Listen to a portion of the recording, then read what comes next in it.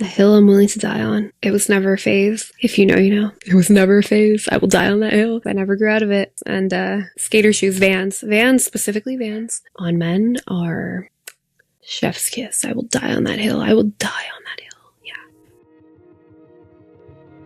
Welcome to Rise with Katie Marie. Think of this podcast like sitting down with a friend where we talk about healing, self-discovery, and stepping into the highest version of yourself. I'm Katie, your host and friend on this journey. Together, we'll talk about all the messy and beautiful parts of life, from heartbreak to healing, self-doubt to self-love, and everything in between. If you're looking for a cozy space to feel seen, heard, and inspired, you're in the right place. So, grab a cup of coffee, take a deep breath, and let's rise together. Oh my god, I look so professional right now. I'm so excited. I look so professional right now. With my little podcast set up and the little light behind me and the big light. This is so good. It looks so good. This is not my final setup, by the way. I'm literally in my bedroom, in a corner of my bedroom right now. But it's fun here, whatever. I'm having fun, okay? Actually looks so good right now. I'm so excited. Anywho, welcome to my new setup. In my bedroom. Switching it up this week, and we're doing an exciting new series that I would like to call No Name, No Shame. And what is that, you might ask? That is me answering your anonymous questions. I set up an anonymous link in my Facebook group. So I have a VIP group where it's women only, and it's kind of like my little boudoir photography group where I share a bunch of things and we just hang out, and it's been the coolest place ever to hang out. It was the best thing ever during lockdowns and the pandemic. We were all just having wine Wednesdays together and just hanging out, and it's just a little girls chat. I don't know, it's our fun place that we just like to go, and it's just fun in there. We love it. So anyways, I made a post basically saying if anybody has any anonymous questions that they want me to talk about on the podcast, or you want to ask, or if you have a story time to tell me, but I'm going to drop these little episodes in as they episodes here and there because I think they were just so much fun. You guys can ask me questions, we can just chat about it. And I am not a professional here with anything. They can literally be any question at all. It could be so random. It could be what's your favorite food?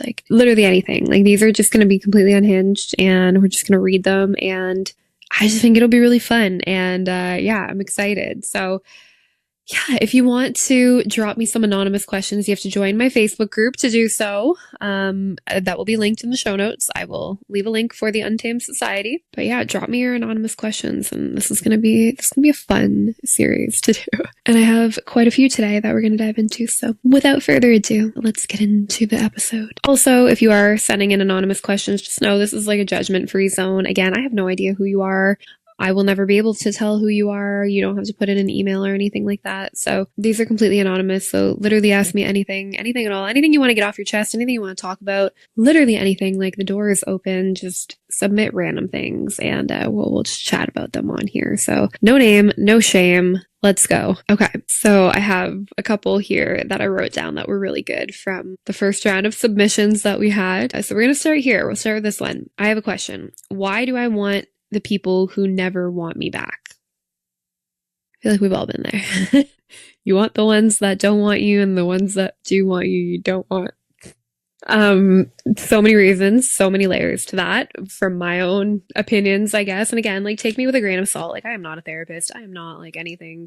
I don't really have credentials or anything. I just like to yap. I'm just going to yap my opinions to the abyss right now. But okay, well, for starters, if you're drawn to somebody and they don't want you, but you still have that pull to them, it's because they mirror something, or they mirror an old wound. They represent something from your past, whether it was a relationship or a breakup that you never got closure from, or the way you were treated in childhood, or literally anything. Could be anything that you've experienced in your life where you felt like you weren't enough or you weren't good enough, and you are now trying to use this person as validation that you are enough and that you are good enough and that they are going to choose you. And no, I just got to keep chasing them because if they choose me, then I know I'm not the problem, or it wasn't me, or that happened to me because it wasn't my fault. You're looking for validation, or to find proof that it wasn't because you weren't enough. And that's why we chase people, in my opinion, that are not really meant for us, because you're trying to heal an old wound that has not healed. And it's not really them that you want. It's that version of yourself that you want. And you think that if they come back, then that's how you're going to get back to that version of yourself, or who you think you're going to be if they come back and like love you right. And that's so far from the truth, because I know, again, I'm going to sound cliche here, but like you are the only one that can give yourself that love. Nobody's going to fill that void for you but you. And if you can't see your own self-love first, nothing and nobody is going to give that to you. And you can chase them all you want to fill whatever void you're trying to fill, but you're not going to fill that void until you do the fucking work yourself and you heal and you get yourself to that version, because that's the only way to do it. I'm sorry. It sucks to hear, but that's the only way to do it. So yeah, you're trying to like heal that part of yourself and rewrite a story or a narrative that you didn't really get the proper closure from in some way or another in another time in your life. And I think that is why we chase people that don't want us. Yeah, and like you seek validation in these people because it's what your inner child wants. Like your inner child is like, no, like we were hurt in the past and like we have to fix ourselves and we have to heal that part of ourselves. And you think that like another person is going to do that for you. Or you think like if that person comes and like they finally choose you, that's going to heal the part of you that wasn't chosen as a child. And it's not going to happen. Nobody's coming to save you. Literally nobody is coming to save you. So yeah, that explains that one. That's actually a good topic for another episode. Maybe we'll save that for a whole episode on its own. I feel like we could go way deep into that one. Okay, here's a good one. Hi, Katie. I've been listening to your podcast. I'm really proud of the journey that you've been on. When you talk about your healing journey, and it seems like you're in a really good place. Do you ever miss the toxic version of yourself that didn't give a fuck? I feel like, okay, for starters, I feel like the version that doesn't give a fuck is me right now. Definitely a lot less toxic. Honestly, no, because you know what? Like when I sit and I think about like unhealed version, I mean, let's just call it like the unhealed version of myself. She was really bad at setting boundaries. She let people take advantage of her kindness. She let the wrong people in and she chased validation in all the wrong ways. She had such a low self-worth that I love how I talk about myself as in she, because I feel like it's literally a version of myself I've left in the past. She looked for validation in all the wrong people and all the wrong things. And I think knowing what I know now and all the learning that I have done and the evolution that I have done and the growing up that I've done, I would not want to be that version of myself. Because she was so naive. She was so lost. So yeah. So as for what did you say here? Do you miss the toxic version of yourself that didn't give a fuck? I think I'm more that version now, just without the toxicity. Unless it's System of a Down. That's a good song. I can play it on the drums too. Anywho, moving on. Okay, here's another good one. Hi, Katie. How do you stop tying your self-worth to how wanted you are? I know logically I shouldn't need validation from men, but when I'm not getting attention, I feel invisible. I hate admitting that, but it's true. Okay, first of all, come to the side where you don't give a fuck, because can I tell you, like, I am now at a phase in my life where like, I literally don't want it. I don't want it. I go to the gym and I wear hats so they don't talk to me. I don't want to talk to people at the gym. Like, leave me alone. Leave me alone, please leave me alone. Leave me alone, please leave me alone. If I'm there, I'm working out. I'm trying to get my butt workout in. I'm trying to go the fuck home. Like, leave me alone. Like, when you're so like content and at peace with yourself, you literally like will not look for that validation elsewhere. You just don't care. And then when it happens and it's genuine, it's like, okay, yeah, like that's cool. But like, you're not like looking for that validation, or you're not like going out of your way to like draw attention to get them to like you. But all jokes aside, like, thank you for being honest, first of all, with that. That's a hard thing to accept. And your worth is not tied to your visibility. Something has happened in your past or in your childhood that is connected to that. So at some point in your life, you were shown that by getting attention from somebody that you wanted attention from, maybe your parents, that the only way to do that was from getting that validation, that you were being seen and chosen, or there's some kind of connection from your childhood there that might be worth digging into. Maybe a time where you didn't feel seen, you know, maybe there was inconsistency in your home life, maybe something in school. Like it could be anything, right? Like you got to do your own deep diving for that and your own work to figure out what it is that has led you here. But there's something connected to earlier years in your life, and you just got to learn how to reprogram that. And you're not invisible. And a man paying attention to you is not going to heal all wounds and bring you back to life. You might get like a little hit of dopamine, sure, but like after that wears off, you're going to go right back to spiraling, and you're going to go right back to looking for the next person to validate you. And that is not healthy. So my best advice to you would just be sit with yourself and really try to go back as far as you can in childhood and see where that wound is actually stemming from, because you'll be surprised that it actually has nothing to do with dating or men or relationships and everything to do with earlier days. Okay, this one is a great one. When I was going through them, I'm like, yeah, this one's good. So this one says, hey, Katie, this is so cool that you're doing this. Thank you for opening up an anonymous comment system. I recently went through a breakup and I'm struggling with feeling like I was the only one who ever really cared. They moved on so easily and I'm still picking up the pieces. How do you deal with that kind of one-sided heartbreak? Welcome to my last year of my life. First of all, you're not alone and you're not crazy. It can feel so segregating when you feel like the person you just spent so much of your life with, and I don't know how deep you are in your relationship, but like if you've spent a good chunk of your life with them and it was real serious and they just up and leave as if you didn't matter, that'll shake you to your fucking core. The quick detachment from others is a reflection of their own journey and their own healing that they have not done. Lack of healing would be a better word for that. It's just a reflection of their own emotional depth and where they can meet you. And if they haven't met themselves at that depth yet, they won't be able to meet you there. You're grieving the connection and not the future. Like you're grieving what you thought it could be, or like the idea of this relationship, and that's what you're clinging on to, I believe. I think above all, it shows you that you have the capacity to love. You have the capacity to care for somebody that much, where you're that upset over it. And that is a beautiful thing. That is such a beautiful thing, because it shows that I have loved somebody once and I can do it again and I will do it again. And it just shows the depth of your own heart and what you have the ability to feel and what you have the ability to give to somebody. So try to look at it that way, you know, like feeling like you're experiencing the breakup more than somebody else is. It's a good sign, because it shows that your heart was open and you were loving fully. And that's a beautiful thing. And don't let this experience take that away from you. Please don't let that take it away from you, because they may never have that moment that you do unless they're ready to meet themselves at that point in their life and in their journey. And sometimes they don't have the capacity to meet you there. And that's okay. That's their own journey. That's what they're on. But please don't let this make you cold. And don't let it make you closed off, because I know by default, our natural reaction is to close off and put the walls back up and be like, I ain't letting nobody else in ever again. So honestly, I think you're doing yourself a disservice by allowing yourself to stay stuck in this mentality of like, they don't care, they don't care, they don't care. They do. They just show it in a different way. And you can't let that keep a hold on you for too long, because you're only hurting yourself in the process, you know? So let yourself heal, give yourself the space and the time to heal, and do what you need to do, work through whatever you need to work through. You will bounce back. You will be okay. It's all going to be okay. It might take a little while. It's going to suck for a little bit. It's going to sting for a little bit, but you're going to be okay. And if you didn't get the closure that you needed, you can give that to yourself also.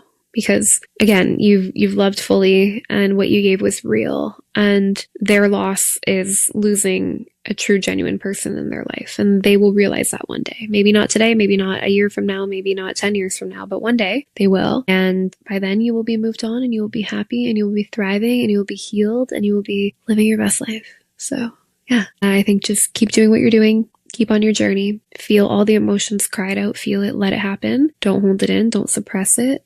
And you're going to be in a really good place real soon. Just stay on it, stay on your path, and everything is going to become very clear very soon. Okay, this one's good. Be honest. Do you ever rewatch your own Instagram stories and pretend like you're famous? Because same. Fuck yeah. Okay, first of all, how do you think I manifest everything in my life? I imagine like I already have it. So like when I watch anything of myself, or like even like when I'm editing this podcast later tonight, like I am going to sit there and be like, yeah, like we're going to have a very successful episode and everybody's going to like it. And everybody's going to like, yeah, I always talk as if like I already have it, right? And I know this is meant to be like a funny one. And like, do you watch your own stories and pretend like you're famous? I don't know if I want to be like famous. I just want to help people, but I don't want to be like like celebrity famous. Like I wouldn't want that. I wouldn't want to like have to walk around with like bodyguards and stuff. So like no, I don't really pretend like I'm famous because I don't really want that. Yeah, this is good enough for me. My 4,000 followers or 8,000 on the other account. That's more than enough. But yeah, no, of course, I always look at things, anything that I do in life, and I pretend like I am that version. And that is how I attract things. The law of attraction and manifestation and what you think you become. And if you believe it, you will achieve it. So that was so cliche. All of that. I sounded like a freaking textbook, like quote book right there for a second, but it's true. So yeah, of course. Like I feel like we all watch our Instagram stories and it's like that one slaps. When I time the music to like a good moment in the story, I'm so proud of it. I'll watch it a couple times because I'll be like, yeah, like that is so sick. Like the way the chorus hit like right at the right time when this happened. Like, oh yeah, I lined up the music great. Like nobody else is ever giving a shit about this ever. Literally, you probably have me on mute. So like but I'm having my moment where I'm very excited. I'm like, you know what? That was a great story. That was a good one. So yeah, of course I watch my own stories and thrive. What's the most delusional thing you've done in the name of a crush? No judgment. We're going to save that for another episode. I've done a lot of stupid things. Pretty cringy. Yeah, I don't know. I have to actually really sit and think about that one. I'll save that one. I'll save that one for the Untamed Society. I'll give a little bonus episode in the Facebook group with that one. Okay. Hi, Katie. I've been in a little bit of a slump lately, and I'm curious to know what's one thing that instantly gives you main character energy, even if you're in a depressive spiral. Where to begin? Oh my God, I have a whole ritual. Okay. So hold on. Let me get comfy for this one. Let me sit up and get comfy for this one.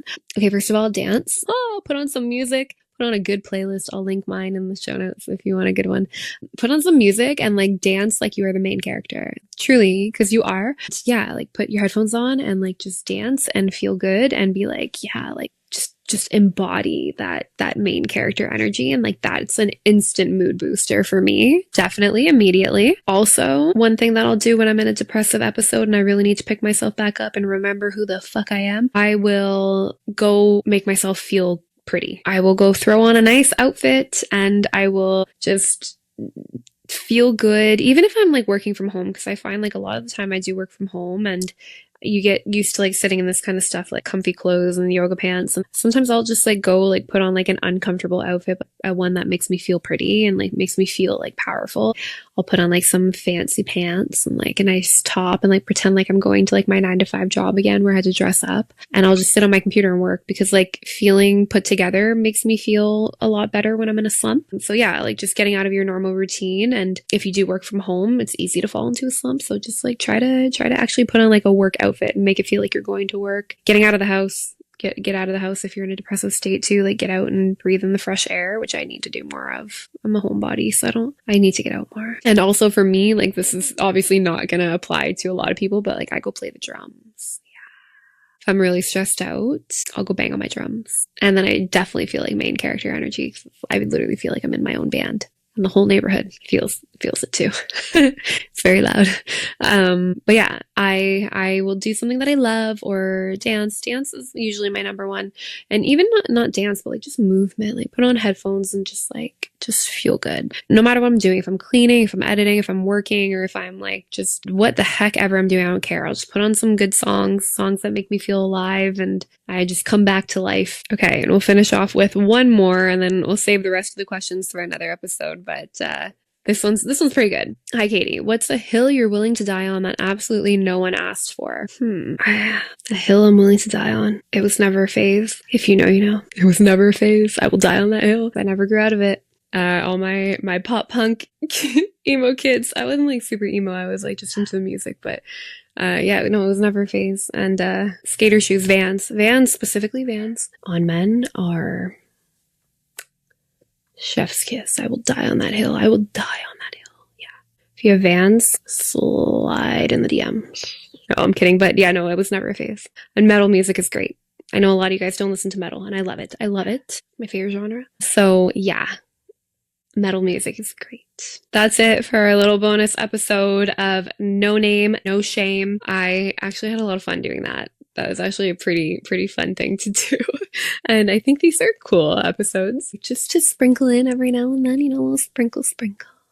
And yeah, they're fun and they're like more uplifting and they're just funny. So yeah, ask me all the unhinged things. I would love to do more of these. You guys killed it with your first round of questions, so keep them coming. And if you would like to ask an anonymous question or submit anything, submit a story time, whatever you want, I will link a link to join our Facebook group in the show notes as well, if you are a woman. But that's pretty much it for me. I will wrap up this episode here. And thank you for listening. If you've been enjoying the podcast and enjoying the show, please leave me a little thumbs up if you're watching on YouTube, or subscribe, or leave me a review on the podcast, or leave me a comment if you're on YouTube. Just leave me something somewhere. Just leave me a little bit of love. That's my last hill to die on, is a little bit of love goes a long way. But yeah, I would love to see you back here for some more. So if you subscribe, then you won't miss any others. And I have a lot of cool things that you can check out if you are new here and you don't know who I am. I am a professional boudoir photographer. I host women's retreats and I empower women and uplift women for a living. And I would love to help you on your journey as well. I have a lot of really cool things in my linked in the show notes, where you can find all my things and everything in one spot. So thank you guys for being here. I will see you in the next episode. The first of many, no name, no shame. Keep the comments coming. Yeah, that's all for today's chaos. I'll see you in the next episode.